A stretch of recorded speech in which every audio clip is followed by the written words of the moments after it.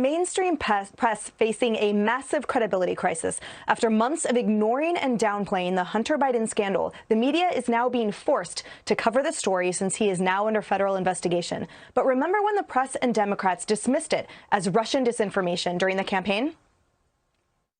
We know that this whole smear on Joe Biden comes from the Kremlin. Russian disinformation or foreign disinformation or even campaign disinformation, period. This is most likely Russian propaganda. As you know perfectly well, I'm a journalist and a reporter, and I follow the facts. And there has never been any issues in terms of corruption. Peddling baseless conspiracy theories about Joe Biden and his son. Prosecutors do not open investigations based on disinformation provided by Russian intelligence. Our Tucker Carlson is calling out the media malpractice. Keep in mind, in the weeks before the election, you were not allowed to go on Twitter or Facebook and discuss those suspicious foreign transactions. Most media outlets deemed it unworthy of mentioning at all. Now it turns out all of them were lying. Again, if you're looking for election rigging, look no further. That's what this is. They kept information from the public in order to influence the outcome of the election. So, Greg, will there ever be media accountability, and what would that look like? That's a good question, because what gets me a little angry, I don't really get angry, is the arrogance of, quote, hard news.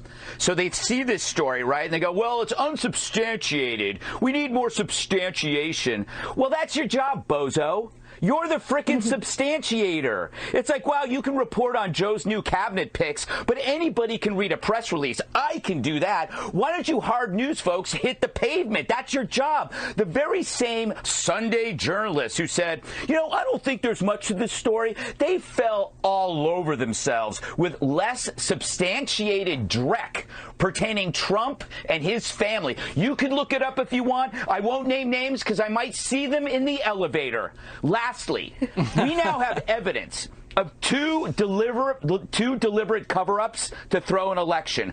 First, we had the media cover for Pelosi as she delayed COVID relief, knowing that Americans would suffer because that would help Joe win. Now you have the media covering for Hunter Biden by dismissing this as Russian intel, using that letter, knowing that would also help little Joe. So there's no question this election was manipulated by the press. How do we stop that?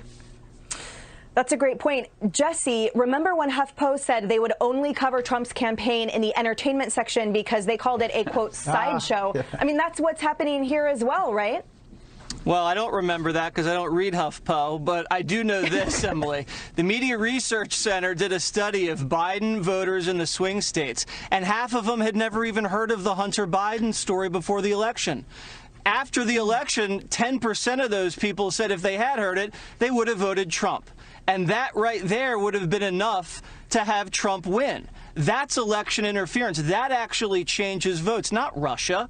Doctors don't hide bad test results from patients. Financial advisors don't hide bad stock performance from clients. But the media hides bad news for Democrats from their viewers. It's a cover-up. And they use these techniques. Greg mentioned it. They use the word unsubstantiated. They use the word disinformation. They use the phrase conspiracy theory, or they do a total blackout. And they deployed all of these techniques with the Hunter Biden because it was such a mortal threat to the Joe Biden campaign.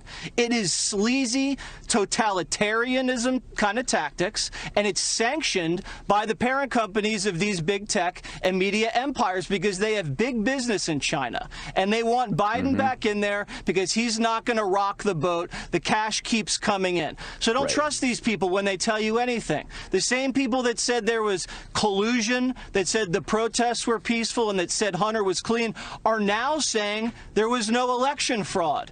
So you're being brainwashed, and the only antidote is watch the 5.